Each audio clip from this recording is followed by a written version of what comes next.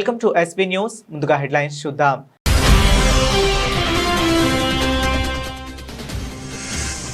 అది పవిత్ర రంజాన్ మాసంలో జరిగిన నరమేధం. ఐరాసాలో పాక్కు ఏకిపారేసిన భారత్.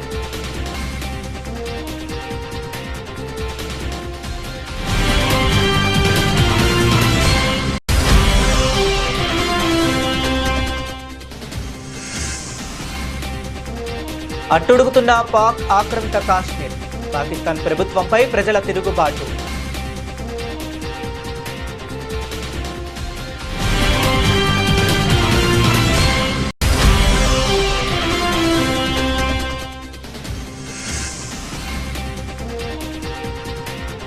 మేజర్ భార్గవ్ కలితను శౌర్య చక్ర జమ్మూ కాశ్మీర్లో సాహసానికి పురస్కారం. రాష్ట్రపతి చేతుల మీదుగా ప్రదానం.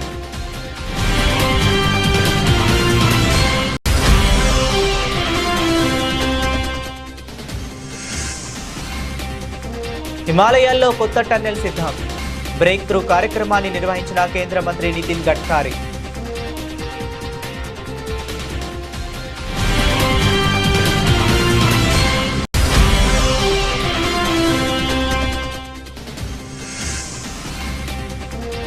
టీఎంసీ పరిధిలో అభివృద్ధి పనులకు సీఎం రేవంత్ రెడ్డి శ్రీకారం. ప్రధాన కార్యాలయ నిర్మాణానికి శంకుస్థాపన.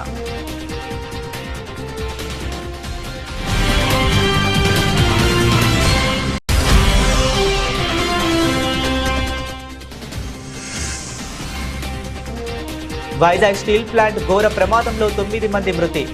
భారీ పరిహారాన్ని ప్రకటించిన కుమారస్వామి.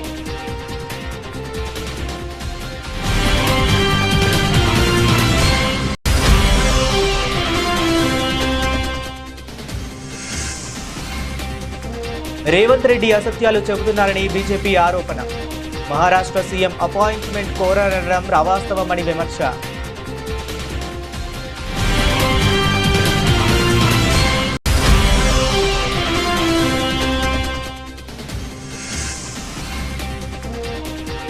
విశాఖ స్టీల్ ప్లాంట్లో ఘోర ప్రమాద అత్యంత విషాదకరం. తీవ్ర దిగ్భ్రాంతి వ్యక్తం చేసిన మాజీ సీఎం వైఎస్ జగన్.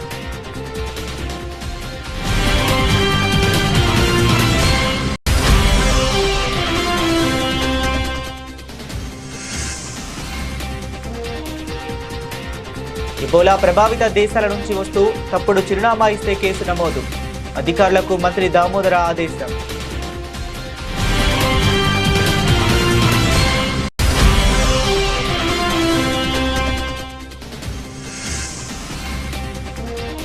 కల్తీపాల బాధిత చిన్నారులకు వైద్యం కొనసాగించాలి. మాజీ ఎంపీ మార్గాని భరత్ డిమాండ్.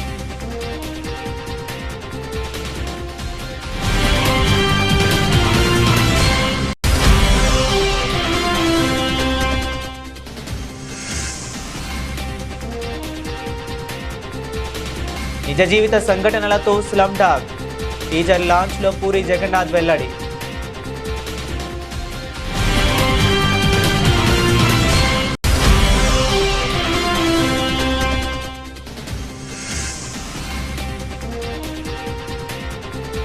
పసిడి ప్రియులకు కాస్త ఊరట. దిగొచ్చిన పసిడి రేటు.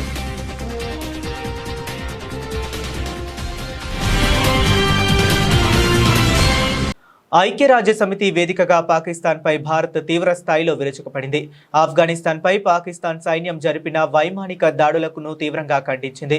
ఈ చర్య ఆఫ్ఘనిస్తాన్ సార్వభౌమాధికారంపై జరిగిన స్పష్టమైన దాడి అని, ఇది ఆ దేశంతో పాటు యావత్ ప్రాంతీయ శాంతికి పెనుముప్పు అని భారత్ ఆందోళన వ్యక్తం చేసింది. ఐరాస సర్వసభ్య సమావేశంలో భారత శాశ్వత ప్రతినిధి అంబాసిడర్ హరీష్ పర్వతనేని మాట్లాడుతూ పాకిస్తాన్ దాడుల్లో అమాయక పౌరులు ప్రాణాలు కోల్పోవడంపై తీవ్ర విచారం వ్యక్తం చేశారు. ఆఫ్ఘనిస్తాన్లోని ఐక్యరాజ్య సమితి సహాయ మిషన్ నివేదికలను ఆయన ఉటంకించారు. ఈ ఏడాది తొలి 3 నెలల్లోనే 372 మంది పౌరులు మరణించారని, మరో 397 మంది గాయపడ్డారని తెలిపారు. వీరిలో అత్యధికులు పవిత్ర రంజాన్ మాసంలోనే లక్ష్యంగా చేసుకుని జరిపిన దాడుల్లో మరణించడం అత్యంత దారుణమని ఆయన పేర్కొన్నారు. Madam President, I congratulate Colombia for assuming the presidency of the Council and thank you for giving me the floor. I thank Ms. Georgia Gagnon, Head of Mission and Deputy SRSG Political of UNAMA for briefing this meeting.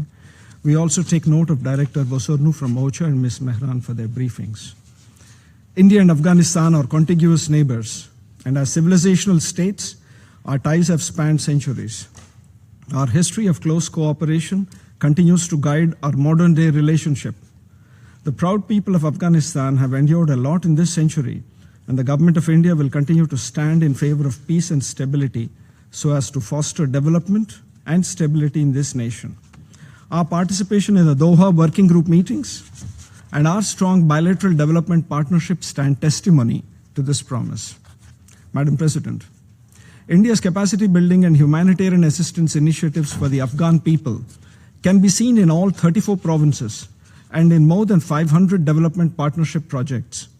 We are focusing on healthcare, public infrastructure, and capacity building. We are intensifying our cooperation with UN agencies, as well as others such as Afghanistan Red Cross Society, in priority areas of the Afghan people. The visits to India of Afghan ministers last year have ensured necessary planning and coordination so that our support reaches the intended beneficiaries. Generations of Afghans, having suffered years of active hostility, are now suffering neglect of the international community. In April 2026, India delivered 3 tons of specialized flood relief supplies to support communities affected by recent floods. The consignment included kitchen sets, dignity and hygiene kits, plastic sheets, tarpaulin, sleeping bags, and more. In its commitment to strengthen Afghanistan's child immunization program, India has recently delivered 33 tons of BCG and tetanus and diphtheria vaccines and related dry materials to Kabul. It gives us great satisfaction to report that now Afghan children suffering from acute congenital heart diseases are being treated in India. Establishment of maternity clinics in rural areas in Paktika, Khost, and Paktia, upgradation of the Indira Gandhi Institute of Child Health, and construction of oncology and trauma centers in Kabul also underlines our commitment to Afghan women and children. We thank our partner agencies, including UNICEF and Afghan Red Cross Society in this regard. Setting up of an Pak ఆక్రమిత కాశ్మీర్లో మరోసారి హింసాత్మక జ్వాలలు ఎగిసిపడుతున్నాయి. అక్కడి ప్రజల హక్కుల కోసం పోరాడుతున్న జాయింట్ అవామీ యాక్షన్ కమిటీపై పాకిస్తాన్ ప్రభుత్వం ఉగ్రవాద నిరోధక చట్టం కింద నిషేధం విధించడంతో పీఓకే అత్యంత తీవ్ర ఆగ్రహావేశాలు వ్యక్తమవుతున్నాయి. నేడు తలపెట్టిన ప్రాంతీయ బంద్కు ముందు రావాలా కోట్ నగరంలో నిరసనకారులు భద్రతా దళాలకు మధ్య జరిగిన ఘర్షణల్లో 11 మంది ప్రాణాలు కోల్పోగా 70 మందికి పైగా తీవ్రంగా గాయపడ్డారు. అయితే మృతుల సంఖ్య వందల్లో ఉందని సోషల్ మీడియాలో స్థానికులు పోస్ట్ చేస్తున్నారు. ఈ తాజా వివాదానికి ప్రధాన కారణం పీఓకే అసెంబ్లీలోని 45 స్థానాల్లో 12 సీట్లను కాశ్మీర్ వెలుపల పాక్లోని ఇతర ప్రాంతాలలో నివసిస్తున్న శరణార్థుల కోసం కేటాయించాలని పాక్ ప్రభుత్వం నిర్ణయించడమే. ఈ నిర్ణయం వల్ల స్థానిక ప్రజల ప్రాతినిధ్యం దెబ్బతింటుందని జేఏఏసీ తీవ్రంగా వ్యతిరేకిస్తుంది. దీనితో పాటు గత 2 ఏళ్లుగా పీఓకేలో విపరీతంగా పెరిగిన పిండి, విద్యుత్ ధరలు, నిరుద్యోగం, ద్రవ్యోల్బణం, పాక్ పాలకుల రాజకీయ వివక్షపై ప్రజలు నిరంతరాయంగా పోరాడుతున్నారు. జూలై 27న అక్కడ ఎన్నికలు జరగాల్సి ఉన్నందున పాక్ ప్రభుత్వం ఇంటర్నెట్ సేవలను నిలిపివేసి జేఏఏసీ కేంద్ర కార్యాలయాన్ని సీల్ చేసింది. ఈ హింసపై human rights commission of Pakistan తీవ్రంగా ఆందోళన వ్యక్తం చేసింది.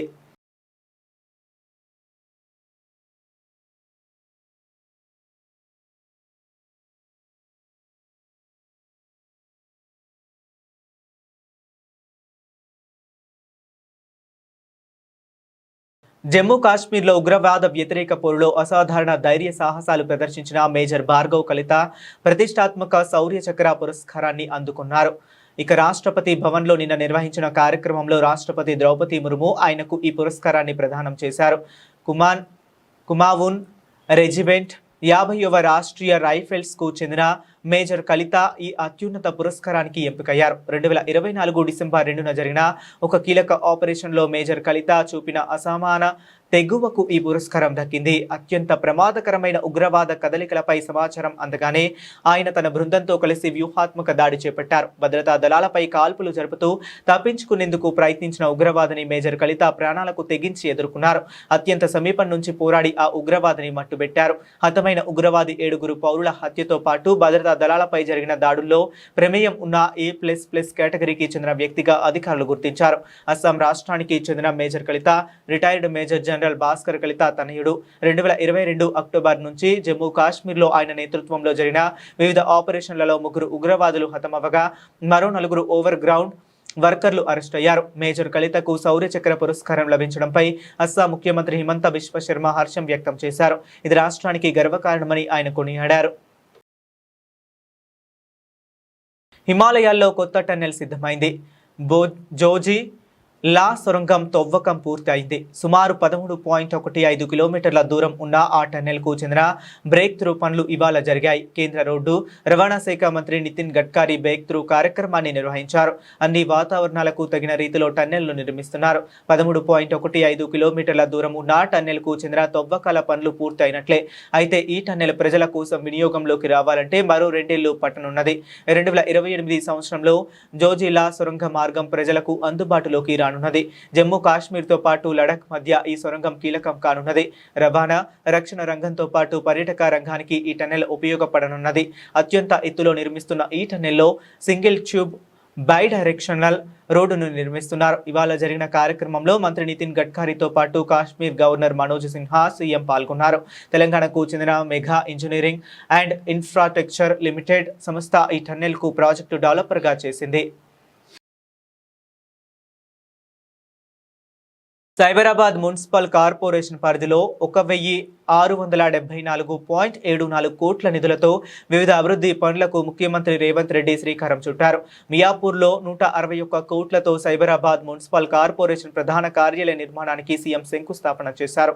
530 కోట్లతో మియాపూర్ చౌరస్తాలో ఫ్లైఓవర్ నిర్మాణ పనులకు భూమి పూజ చేశారు. అలాగే 308 కోట్లతో శేర్లింగంపల్లి ఆర్వీబో నిర్మాణ పనులకు కొబ్బరికాయ కొట్టారు. 65.53 కోట్లతో నిర్మించిన బాచుపల్లి ఫ్లైఓవర్ కు సీఎం రేవంత్ ప్రారంభోత్సవం చేశారు. ప్రభుత్వానికి అండగా ఉంటామని మహిళలు చెబుతున్నారని సీఎం రేవంత్ రెడ్డి పేర్కొన్నారు. కాలుష్యాన్ని నియంత్రించకపోవడం వల్లే ఢిల్లీని పడావు పెట్టారని విమర్శించారు. ముంబైలో ట్రాఫిక్ జామ్, వర్షం వస్తే రోడ్లపైకి నీళ్లు వస్తాయని తెలిపారు. స్లమ్స్ లో సదుపాయాలు లేక ముంబైలో నివసించే పరిస్థితి లేదని చెప్పారు.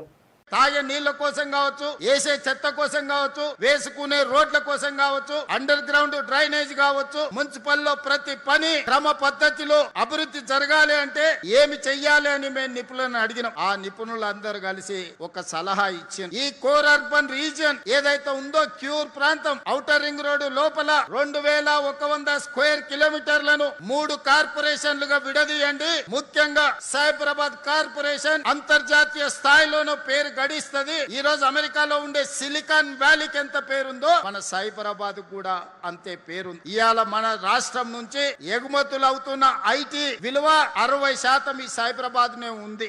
ఈ బస్తీలలో ఉండేటోళ్ళు ఎవరనుంటే గోపన్పల్లి తండా నుంచి చిన్న పని ఉంటే ఎక్కడికో వెళ్ళాలి. అక్కడికి వెళ్తే గుర్తుపడతారో లేదో మనకు తెలియదు. మన సమస్యలు వాళ్ళకి అర్థమైతాయో అర్థం కావో మనకు అర్థం కాదు. అందుకే ఆలోచన చేసి ఒక పద్ధతి ప్రకారం ఈనాడు గ్రేటర్ హైదరాబాద్ మున్సిపల్ కార్పొరేషన్ ఒక పక్కన 150 డివిజన్లతోటి, సైబరాబాద్ మున్సిపల్ కార్పొరేషన్ 76 డివిజన్లతోని, సైబరాబాద్ మహానగరపాలిక సంస్థను పెట్టుకున్నాం. 74 డివిజన్లతోని మల్కాజ్గిరి మున్సిపల్ కార్పొరేషన్ ఏర్పాటు చేసుకున్నాం. ఎవరికి వాళ్ళు ఈ రోజు సైబరాబాద్ మున్సిపల్ కార్పొరేషన్ లో కుత్బుల్లాపూర్ శాసనసభ నియోజకవర్గం, కుక్కట్పల్లి శాసనసభ నియోజకవర్గం, షేర్లింగపల్లి శాసనసభ నియోజకవర్గాన్ని 3 జోన్లుగా విడగొట్టి ఒక మున్సిపల్ కార్పొరేషన్ గా, ఒక సైబరాబాద్ పోలీస్ కమిషనరేట్ గా ఈ రోజు మనం ఈ కార్పొరేషన్స్ ఏర్పాటు చేసుకున్నాం. పోలీస్ కమిషనరేట్లను ఏర్పాటు చేసుకున్నాం. ఒకనాడు పోలీసు వాళ్ళకు మున్సిపల్ వాళ్ళకు సఖ్యత లేదు, మున్సిపల్ వాళ్ళకు హెచ్ఎండిఏ వాళ్ళకు సఖ్యత లేదు, అదే విధంగా మెట్రో వాటర్ వర్క్స్ వాళ్ళకి ఒక పద్ధతి లేదు. అందుకే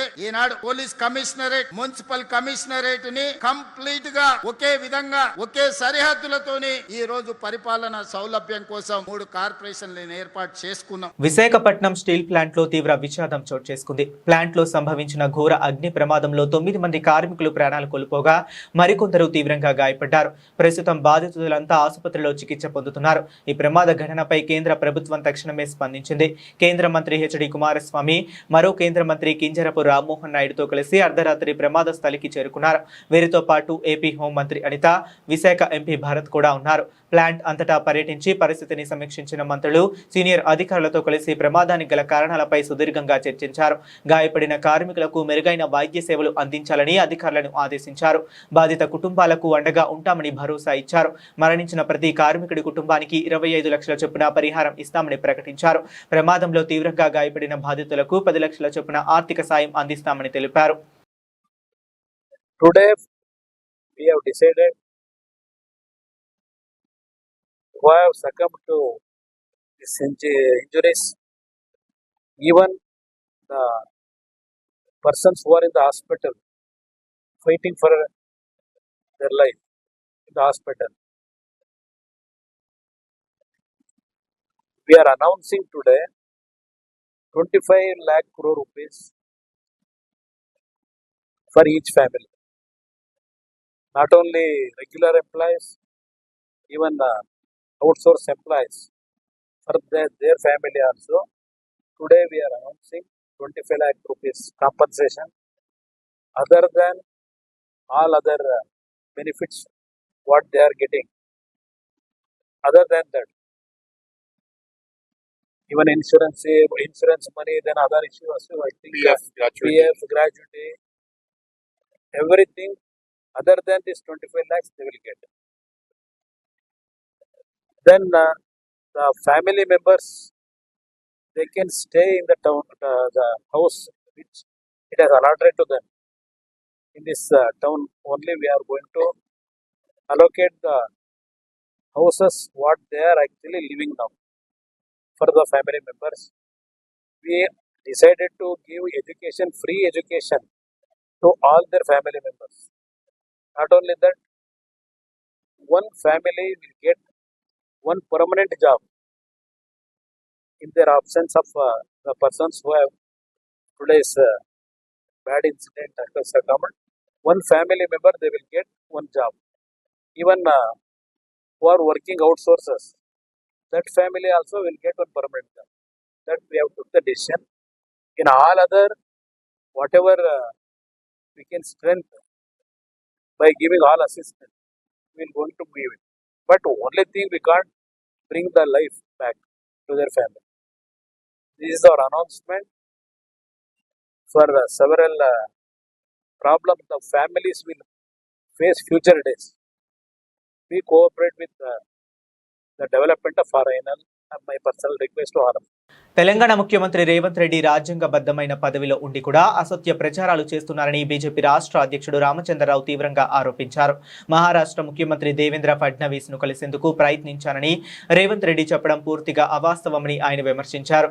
హైదరాబాద్ లో ఏర్పాటు చేసిన మీడియా సమావేశంలో రామచంద్రరావు మాట్లాడుతూ ఫడ్నవీస్ తో భేటీ కోసం రేవంత్ రెడ్డి ఎలాంటి అపాయింట్మెంట్ కోరలేదని, ఈ విషయాన్ని ఫడ్నవీస్ కార్యాలయమే స్పష్టం చేసిందని తెలిపారు. నెల రోజుల క్రితం ఒక మంత్రి అపాయింట్మెంట్ కోరారని, కానీ ఇప్పుడు ముఖ్యమంత్రి స్వయంగా ప్రజలను తప్పుదోవ పట్టిస్తున్నారని ఆయన మండిపడ్డారు.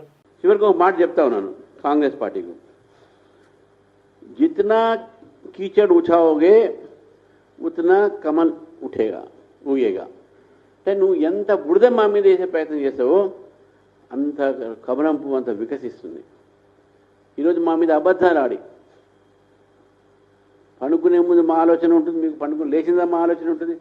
కాబట్టి ఈ ఆలోచనతోని మీరు భారతీయ జనతా పార్టీకి ఎందుకు భయపడుతున్నారంటే, మొన్న మోదీ గారి మీటింగ్ సక్సెస్ అయిన తర్వాత మీ ఇంటెలిజెన్స్ రిపోర్ట్ కూడా ఫెయిల్ అయిపోయి భారతీయ జనతా పార్టీ గ్రామాల్లో పెరుగుతున్నది, చాలా బ్రహ్మాండమైనటువంటి ఆదరణ ఉన్నది, ఇక కాంగ్రెస్ పని ఖతమే అని చెప్పేసి మీకు రిపోర్ట్లు వస్తే మీరు మా మీద విరుచుకుపడుతున్నారు. ఇప్పుడు భారతీయ జనతా పార్టీ రైతులు ఈరోజు మా వెంబడి ఉన్నారు, విద్యార్థులు మా వెంబడి ఉన్నారు,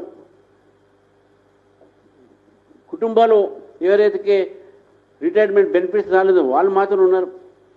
రాష్ట్రంలో అందరూ కూడా ప్రజలు బీజేపీ చూస్తూ ఉన్నారు. కాబట్టి బీజేపీ సంబంధించినటువంటి ఒక ఏవైతే అభివృద్ధి కార్యక్రమాలు ఉన్నాయో ఇవన్నీ కూడా చేస్తున్నాం. కాబట్టి ఈరోజు రేవంత్ రెడ్డి గారు కాంగ్రెస్ పార్టీ నాయకులు బీజేపీతో భయపడి ఇటువంటి మాటలు మాట్లాడుతారు.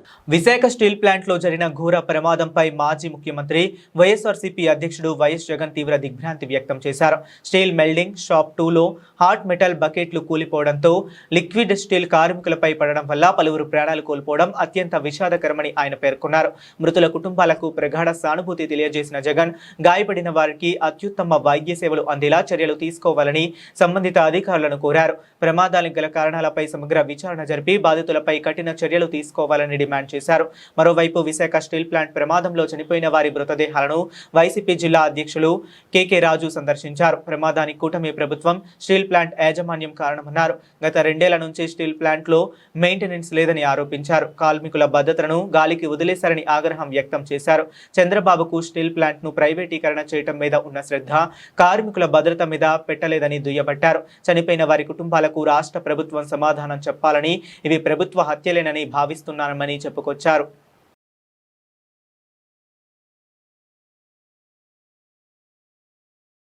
ఇబోలా ప్రభావిత దేశాల నుంచి వచ్చే ప్రయాణికులు రాష్ట్రంలో ఎక్కడ ఉంటారన్న విషయాన్ని దాచిపెట్టాలని చూసినా, తప్పుడు చిరునామా గాని, తప్పుడు ఫోన్ నెంబర్ గాని ఇచ్చినా తీవ్రంగా పరిగణించాలని ఎపిడమిక్ డిసీజెస్ యాక్ట్ సహా వర్తించే చట్టాల ప్రకారం కేసులు నమోదు చేయాలని సర్కార్ నిర్ణయించింది. ఎబోలా వ్యాప్తి దృష్ట్యా సచివాలయంలో మంత్రి దామోదర రాజనరసింహ అధికారులతో సమీక్ష నిర్వహించారు. కాంగో, ఉగాండా, దక్షిణ సూడాన్ దేశాల్లో ఎబోలా వైరస్ వ్యాప్తి ఎక్కువగా ఉందని, ఆ దేశాల నుంచి ఇక్కడకు వచ్చిన వారిపై ప్రత్యేకంగా దృష్టి పెట్టాలని సూచించారు. నివాస విషయంలో తప్పుడు సమాచారం ఇస్తే కేసులు ఎదుర్కోవాల్సి ఉంటుందని విమానాశ్రయంలోనే ప్రయాణికులకు స్పష్టంగా తెలియజేయాలని మంత్రి సూచించారు. శంషాబాద్ విమానాశ్రయంలో ఇప్పటికే రీస్క్రీనింగ్ వ్యవస్థను బలోపేతం చేశారని తెలిపారు. అనుమానిత లక్షణాలు కనిపించినా వారిని వెంటనే గాంధీ ఆసుపత్రికి తరలించి ఐసోలేషన్ లో ఉంచుతున్నామన్నారు. ఇప్పటి వరకు 2 అనుమానితుల శాంపిల్స్ ను పూణేలో నేషనల్ ఇన్స్టిట్యూట్ ఆఫ్ వైరాలజీకి పంపించగా నెగిటివ్ వచ్చిందన్నారు. ICMR సూచన మేరకు వారి శాంపిల్స్ ను మరోసారి సేకరించి పరీక్షలకు పంపించాలని సూచించారు. అనుమానితుల నుంచి శాంపిల్ సేకరణలో ఎలాంటి అలసత్వం ఉండకూడదని ఆదేశించారు. కల్తీపాల ఘటనలో ఆసుపత్రి పాలైన 2 చిన్నారులు కోలుకునే వరకు వైద్యం కొనసాగించాలని వైఎస్ఆర్సీపీ జాతీయ అధికార ప్రతినిధి మాజీ ఎంపీ మార్గాని భరత్ డిమాండ్ చేశారు. రాజమహేంద్రవరంలోని వైఎస్ఆర్సీపీ కార్యాలయంలో ఆయన బాధిత కుటుంబాలతో కలిసి మీడియాతో మాట్లాడారు. చిన్నారులకు ఆసుపత్రి నుంచి డిశ్చార్జ్ చేశామని, అక్కడే ఉంచితే వారి వైద్య ఖర్చులు ఆ కుటుంబాలే భరించాలని ఆసుపత్రి యాజమాన్యం ఒత్తిడి చేయడం దారుణమని మాజీ ఎంపీ మండిపడ్డారు. 2 సంవత్సరాల బాబు, వీళ్ళిద్దరికి సంబంధించి భవిష్యత్తులో ఏ రకమైన దీర్ఘకాలిక వ్యాధులు వచ్చినా, లేకపోతే వాళ్ళ రెసిస్టెన్స్ తగ్గిపోయినా పూర్తి స్థాయిగా ప్రభుత్వానికే బాధ్యతని ఆ రోజు భరోసా ఇచ్చి మరి ఇవాళ నా దగ్గరికి ఎందుకు రావాలండి? వీళ్ళకి ఈ కూటమి ప్రభుత్వంలో న్యాయం జరగకపోతే ప్రతిపక్షం దగ్గరికి వస్తారు.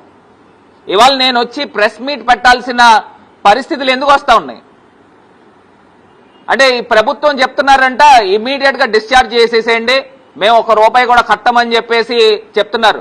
హాస్పిటల్ యాజమాన్యం చెప్తున్నారు, రెయిన్బో హాస్పిటల్ వాళ్ళు, రేపటి నుంచి కనుక మీరు ఆ పాపను కనుక ఉంచితే మీరు డబ్బులు కట్టి ముందుకు వెళ్ళండి అని చెప్తా ఉన్నారు. అంటే కూటమి ప్రభుత్వానికి బాధ్యత లేదా? మీ ఇంట్లో చిన్నపిల్లలు లేరా? చంటి పిల్లలు లేరా? మీరు పిల్లల్ని కన్నారు కదా, మీకు కూడా మనవలు ఉన్నారు కదా. ఏంటండి ఈ అన్యాయం? ఏంటండి? ఒకవేళ నిజంగానే కనుక హాస్పిటల్కి వెళ్తున్నారు, ఇప్పుడు డిశ్చార్జ్ చేస్తారు, 2 రోజులకు ఒకసారి. Director Puri Jagannadh, versatile actor Vijay Sethupathi combination లో వస్తున్న action entertainer slum dog 33 temple road తాజాగా చెన్నైలో ఈ సినిమా టీజర్ లాంచ్ ఈవెంట్ ను గ్రాండ్ గా నిర్వహించారు. ఈ సందర్భంగా పూరి జగన్నాథ్ మాట్లాడుతూ, ఈ సినిమాను కల్పిత కథతో కాకుండా నిజ జీవితంలో జరిగిన కొన్ని యథార్థ సంఘటనల ఆధారంగా తెరకెక్కించినట్లు వెల్లడించారు. మనం రోడ్డుపై వెళ్లేటప్పుడు అడుక్కునే వారిని చూసి వదిలేస్తాం, కానీ వారి వెనుక ఎన్నో తెలియని కథలు, గుండెలు పిండేసే బలమైన ఎమోషన్లు ఉంటాయి. అసలు వాళ్ళ గతమేంటి, వాళ్ళు నిజంగానే యాచకులా అనే కోణంలో ఈ సినిమా సాగుతుంది అని పూరి చెప్పారు.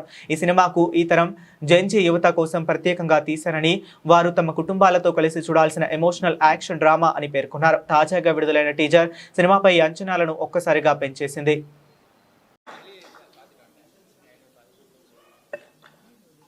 Good evening, everyone. So happy meeting you, Tamil media, and Slumdog 33 Temple Road. This is my first Tamil movie. I must thank Sethu sir for bringing me here. I seriously love you, sir. And having like a filmmaker, having an actor like that caliber, and he's trusting my story and signing this movie means a lot to me. And what impressed me is his simplicity, very grounded. Like whenever he comes to the set, like a newcomer, and even if you notice, if you observe, you don't find any arrogance in his acting, not even a single frame. And this quality is amazing, sir. It's truly inspiring. I love you. And in this film, you see a powerful and unique Vijay Sethupathi in this film. Thank you for everything. Thank you for your cooperation.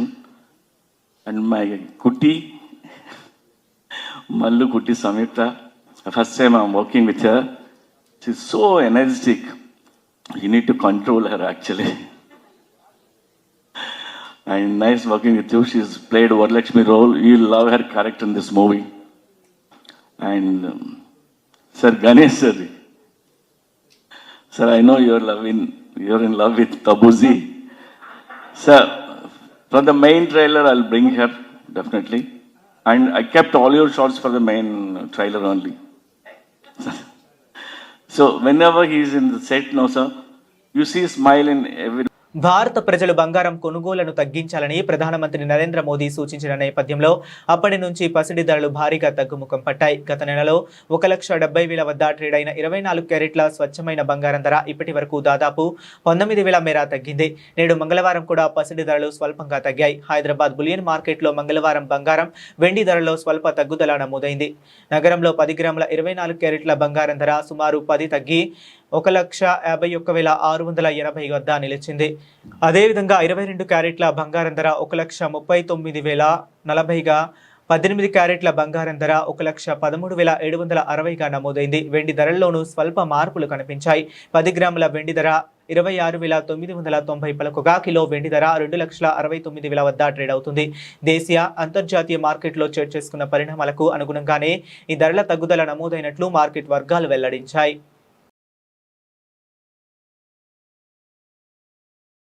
Bulletin ముగించే ముందు మరొకసారి headlines చూద్దాం.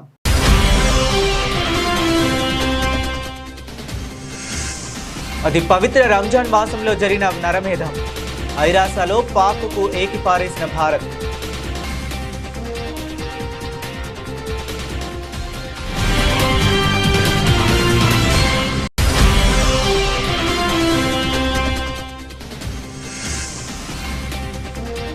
అట్టుడుగుతున్న పాక్ ఆక్రమిత కాశ్మీర్. పాకిస్తాన్ ప్రభుత్వంపై ప్రజల తిరుగుబాటు.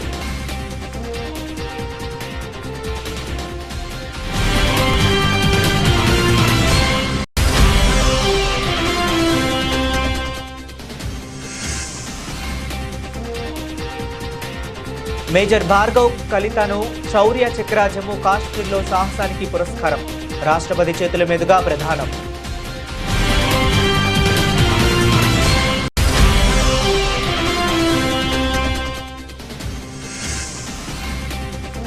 హిమాలయాల్లో కొత్త టన్నెల్ సిద్ధం. బ్రేక్ త్రూ కార్యక్రమాన్ని నిర్వహించిన కేంద్ర మంత్రి నితిన్ గడ్కరీ.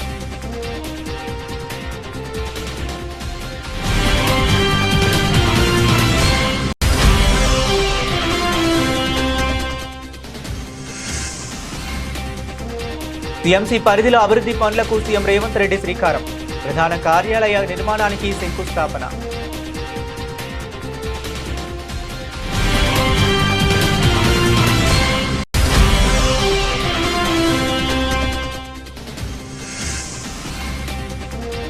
వైజాగ్ స్టీల్ ప్లాంట్ ఘోర ప్రమాదంలో 9 మంది మృతి. భారీ పరిహారాన్ని ప్రకటించిన కుమారస్వామి.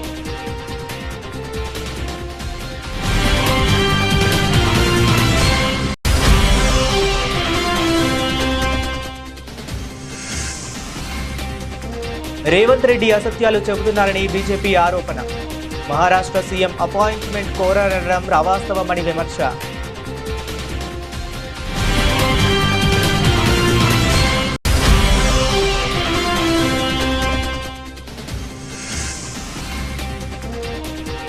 విశాఖ స్టీల్ ప్లాంట్లో ఘోర ప్రమాద అత్యంత విషాదకరం.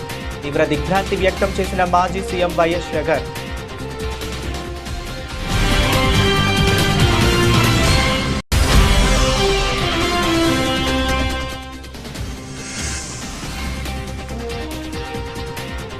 ఇబోలా ప్రభావిత దేశాల నుంచి వస్తూ తప్పుడు చిరునామా ఇస్తే కేసు నమోదు. అధికారులకు మంత్రి దామోదర ఆదేశం.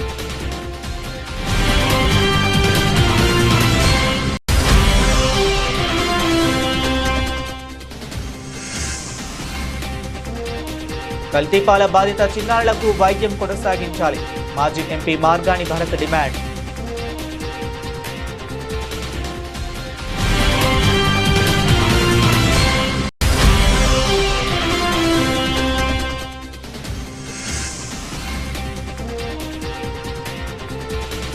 నిజ జీవిత సంఘటనలతో స్లమ్ డాగ్ టీజర్ లాంచ్ లో పూరి జగన్నాథ్ వెల్లడి.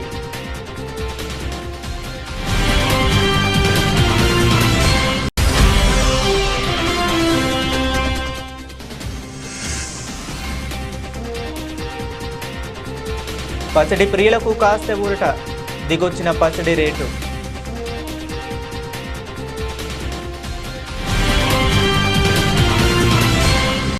ఇవి ఇప్పటి వరకు ఉన్న అప్డేట్స్. మరిన్ని అప్డేట్స్ కోసం కీప్ వాచింగ్.